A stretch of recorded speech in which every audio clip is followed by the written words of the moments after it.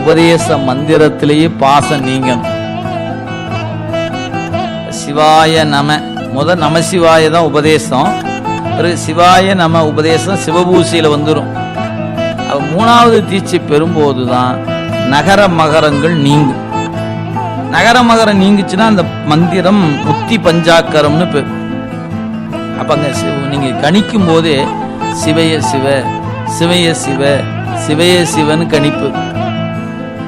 அந்த மந்திரம் உங்களை பாசத்தை அழுந்தாம பாதுகாக்கணும், பாதுகாக்கும், மறந்துடக்கூடாது.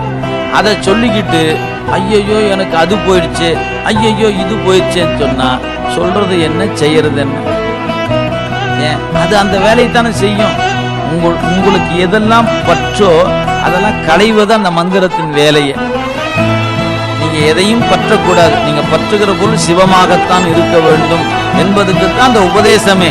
நாம் உபதேசத்துல மந்திரத்தை சிவம் சிவம்னு குடிச்சுக்கிட்டு ஐயோ எனக்கு அவரு வேணுமே, எனக்கு இவரு வேணுமே, எனக்கு அது வேணுமே, இது வேணுமேன்னு சொன்னீங்கன்னா பற்றுவது ஒன்று, நிற்பது வேறாக இருக்கும்.